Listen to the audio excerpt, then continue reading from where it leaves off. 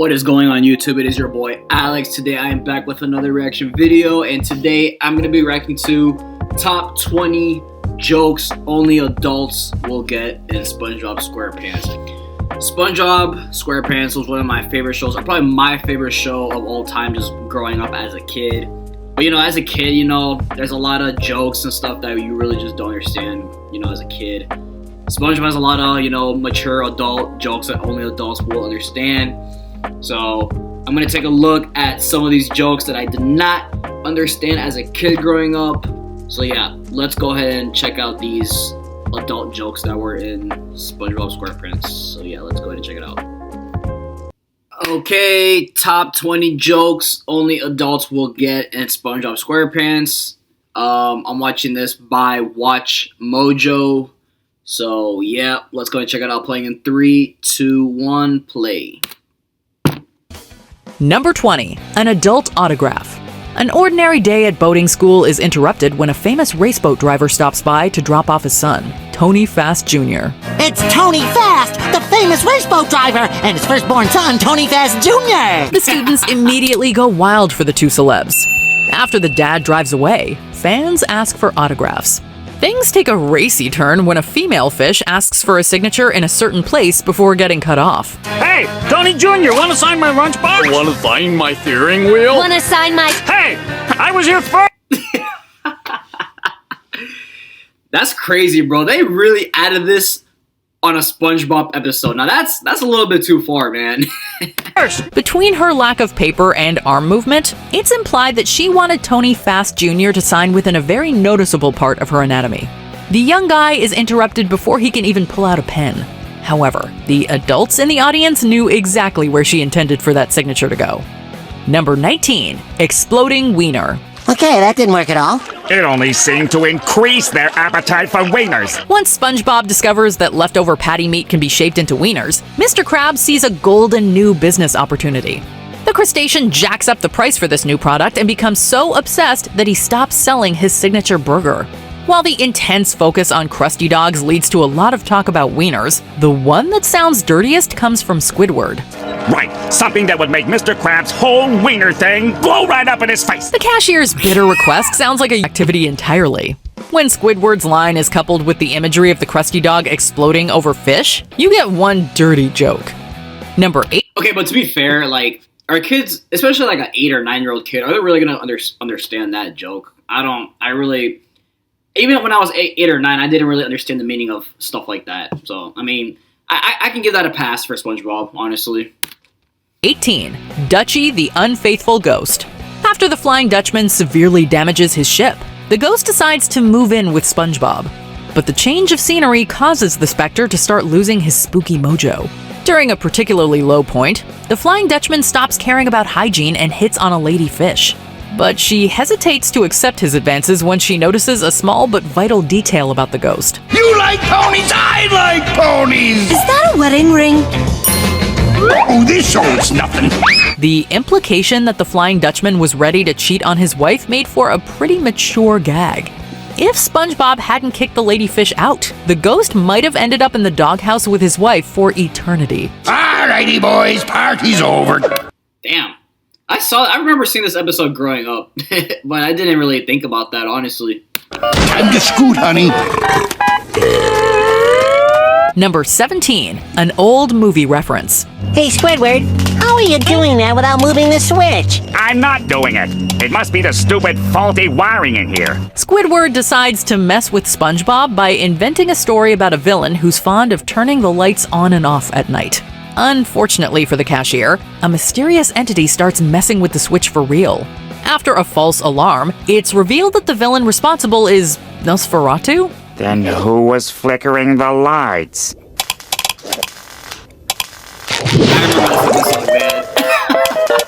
Nosferatu! The creature in question first appeared in a 1922 vampire film. Since SpongeBob only started airing in 1998, we doubt that many members of the younger audience got the joke. While the Nosferatu reference isn't as scandalous as other gags, it was... Yeah, I didn't even know who that guy was as a kid growing up. I had no idea who Nosferatu was when I was a kid, but now I do. It's undeniably added as a way to wink to SpongeBob's older fans. Number 16. Karen's Rough Night. Ray Ray, you've got my cooling fans running on high. Get over here and give me some sugar. Despite being a computer, multiple episodes have demonstrated that Karen is capable of feeling real sensations.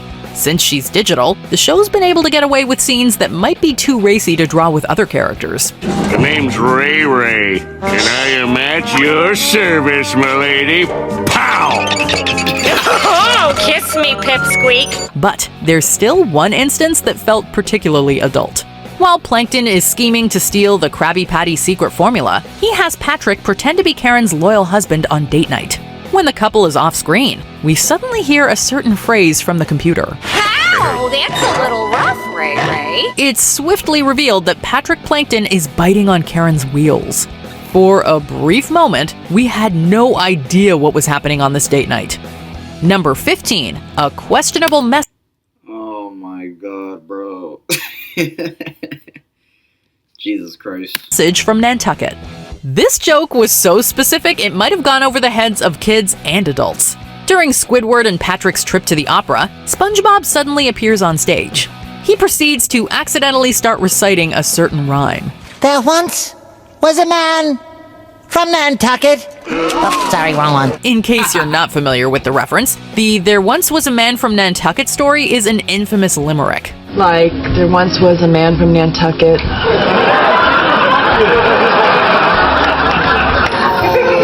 Something, suck it. Although some versions of the tale are clean, it's more common for the rhyme to get very, very dirty. The fact that the crowd gasped at SpongeBob suggested he was going for an X-rated version of the story. It's no wonder the writers... Damn, I never knew SpongeBob grabbed a lot of references from like shows and movies. I just never knew that. That's cool to know.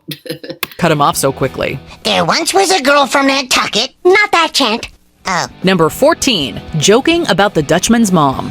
While Patrick, SpongeBob, and Squidward are spending time on the Flying Dutchman's ship, we get a bunch of little jokes aimed at older audiences. It'll be grueling, mind-numbing, and repetitive.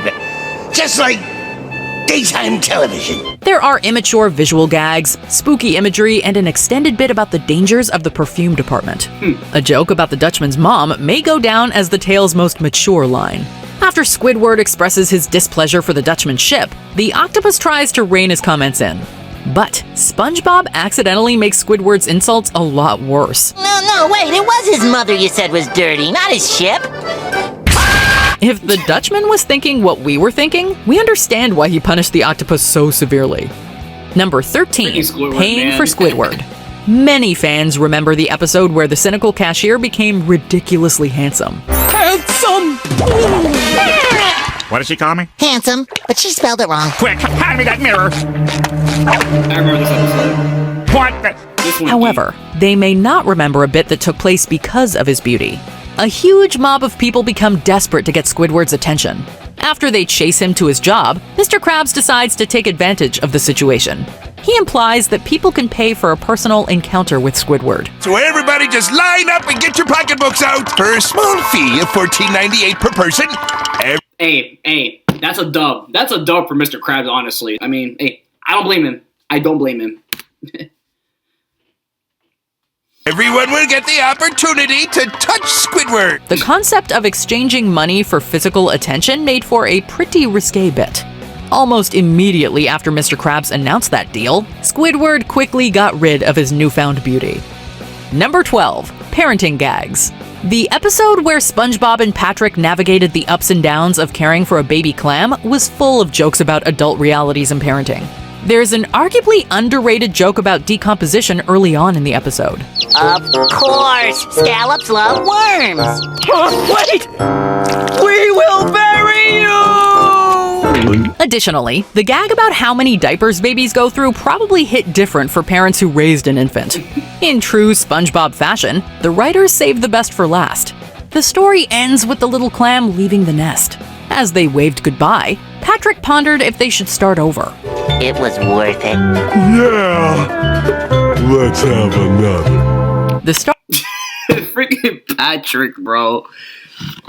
Oh my god. Freaking Patrick, man. Starfish's happy tone suggested that the starfish wanted to have a child with SpongeBob in a more organic way. Number 11. A stunned seahorse. Although SpongeBob isn't a show that is exactly faithful to showcasing accurate animal anatomy, they were willing to talk about one body part for a mature joke. After the fry cook befriends a seahorse, he leaves the new pet outside of his job.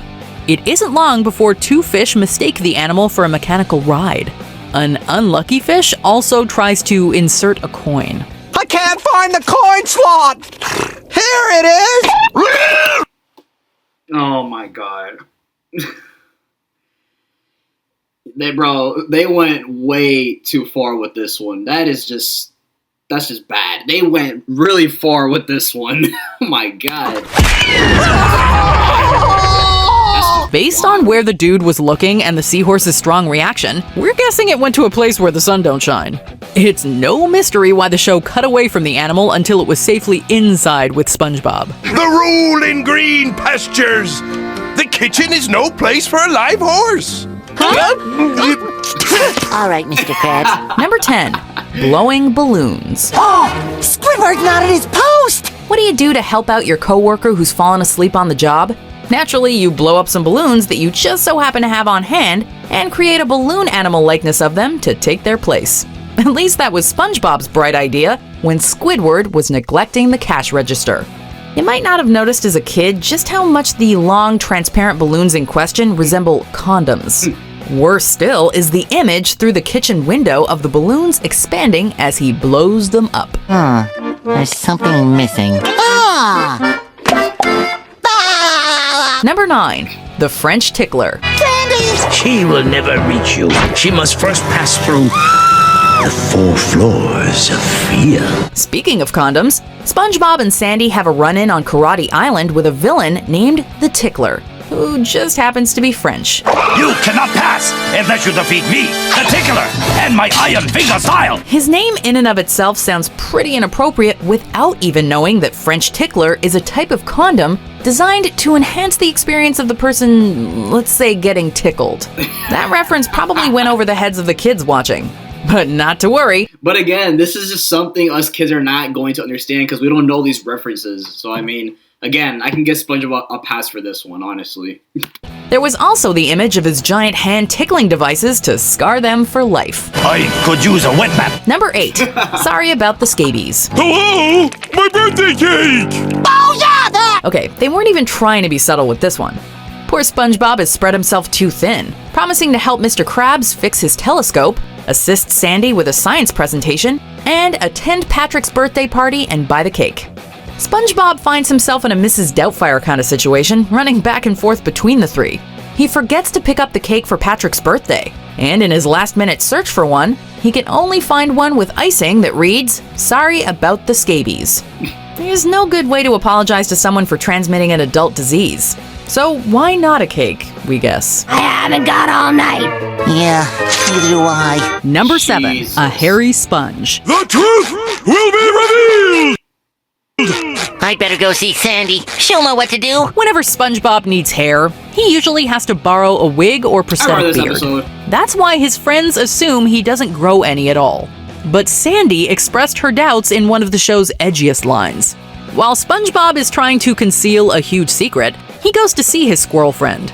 But when the pressure gets to him, he decides to make a thin excuse about his hair so he can make a hasty exit. Sorry, Sandy, I have to go get my haircut. SpongeBob doesn't have hair? Or does he? The look on Sandy's face suggested she was imagining that SpongeBob might have hair in a place she doesn't normally see.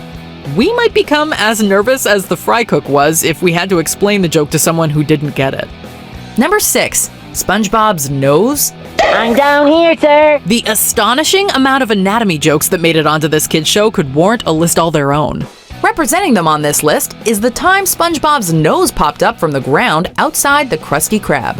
Did I just see a fish holding a human leg? What the hell? Hold on, I want to go back. Number 6. SpongeBob's nose. I'm down here, sir. The astonishing amount of anatomy jokes that made it onto this kid's show could warrant a list all their own. Representing them on this list is the Why is there a human leg? I don't remember this episode at all. What the hell? time SpongeBob's nose popped up from the ground outside the Krusty Krab. At least we hope it was his nose. Upon Squidward's request, SpongeBob buries himself in the ground. And when Mr. Krabs comes looking for him, SpongeBob shows himself by shooting the tip of his long nose out from underground. Squidward said I could help by burying myself. It's probably gonna be something like so disgusting. The moment passes pretty quickly, so it might not have even registered on a first watch that SpongeBob's protruding nose resembles another elongated part of human anatomy. Quit fooling and come on out. I need you to be in the commercial. Me? Number 5. Exchanging money. Well, Patrick, here it is. The Palace of Pranks. Talk about a prank gone wrong. When SpongeBob and Patrick discover a prank shop, things get a little out of hand. They get their hands on a can of invisibility spray and decide to Oh my god, I remember this episode with the invisible spray, man. Freaking SpongeBob and Patrick just kept trolling around with the spray, man. This was hilarious. pull the ultimate prank. The only problem is, the invisibility paint stains clothes. So they strip down to their birthday suits, turn each other invisible, and terrorize the town. Oh, ghost! They get their comeuppance when Mr. Krabs catches them with their pants down. The paint wears off, and they're left standing almost completely nude holding a dollar bill. What's actually a completely innocent moment ends up looking like these two friends exchanging the dollar for some services. I know not these names of which you speak. Number 4. SpongeBob, Patrick, and Mr. Krabs' Panty Raid. I guess you're gonna miss the Panty Raid. Okay, the Panty Raid one. This one I knew. I saw a video a few days ago about the Panty Raid, how they canceled this episode. Thank God I was able to witness this episode, man, because this one was hilarious. The what? That's right, a panty raid. Most of the dirty jokes on this show are hidden behind a thin veil, but sometimes they forget the veil entirely. Mr. Krabs spends an underwhelming wild night out with SpongeBob and Patrick in an attempt to reclaim his youth. The night goes from harmless fun to actual criminal behavior when they go on a panty raid. Just in case you're not sure what this means, Mr. Krabs is sure to provide a detailed description. And you're talking about raiding their dressers for their underpants, right? They actually break into someone's house by climbing through her window with a ladder. Thankfully, And it ended up being Mr. Krabs' mom. Jesus Christ. Mr. Krabs gets what he deserves when it turns out it's his mother's house, and she gives him an earful. Go to your room, mister. You're grounded for the rest of the night. Yes, Mommy. Number 3. Don't drop the doubloons. Now, Gary, we can do this the hard way or the easy way. Or the medium way. Dropping the veil yet again, SpongeBob makes a very obvious prison sex joke in this classic moment. It's bath time, but Gary the Snail doesn't want to get in the tub. So SpongeBob tries to con him by pretending that the bathtub is a treasure chest, and the bars of soap are doubloons. Look, doubloons! Don't drop them. We all know what the subtext behind the phrase "don't drop the soap" means. So when SpongeBob advises Gary with a wink and a smile not to drop the doubloons, Oh my God, I there did not is notice no that. masking this didn't notice the very wink. adult reference. Now, why don't you just get in the tub? Number 2. Sailor Talk. Oh, hey, I think I know what that means. That's one of those sentence enhancers. SpongeBob and Patrick have really done it this time. In their innocent idiocy, the two besties learn some new words from some writing on Oh my god, yes, I remember this episode, man. Oh my god. It's like they finish a sentence and you hear the beep in the end of the sentence. This is hilarious, man. I remember this one. the dumpster behind the By the way, let me know down in the comments if they canceled this episode or not, man, because I kind of want to rewatch this episode just to hear the phrases. Krusty Krab. Much like children, they don't understand the true meaning of their new vocabulary words, and just think saying them makes them sound cool. Hello, customers! Nice day we're having, huh? That iconic dolphin censorship sound isn't fooling anyone, though. We all know why the town is so antagonized by the boys' sailor talk. Let's go somewhere more family-oriented. At least the boys learn their lesson when Mrs. Krabs finds out and punishes them. That should teach them to stick to screaming tartar sauce. Yow! My foot! Before we continue, That's hilarious, bro. That's freaking hilarious. SpongeBob watches Sea Anemone. SpongeBob is a pretty excitable guy, but there's only one thing he could have been watching quite this excitedly. While flipping through the channels, SpongeBob stops when he comes across a dancing sea anemone. Something about the way SpongeBob lights up while watching this is the first indicator that the sea anemone might be doing something a little more racy than just dancing. The second indicator is when Gary walks into the room. Oh my god, that is so funny, bro. I never even thought about that as a kid, man. What the hell, man? And SpongeBob changes the channel in a panic, claiming he was just looking for the sports channel. Sure, SpongeBob, the sports channel. We believe you. Clearly, SpongeBob was watching very adult-y videos. I was just looking for the sports channel, Gary. Did you enjoy this video? That's hilarious. Check out these other clips from Watch Mojo. Hilarious. And oh man, I'm just glad I got to witness all of these episodes as a kid, man. I know like I said, they canceled some of those episodes, like the Panty Raid one. Even though as a kid you really don't understand what the hell that is. If you're gonna get rid of that episode, might as well get rid of the Sailor Mouth one, because I feel like that one's as bad as that one. But yeah, like I said, I'm just glad I got to witness all these episodes growing up as a kid. It sucks that they got rid of some of these episodes. They completely canceled some of these episodes because this whole generation it's gone a little bit soft, so they had to erase some of these episodes out, but there's nothing we can do about it. But yeah, I just hope you guys enjoyed this reaction. If you did, please give it a like, comment, and just comment on what you want me to react to next. I will see you guys in the next reaction video. Peace out.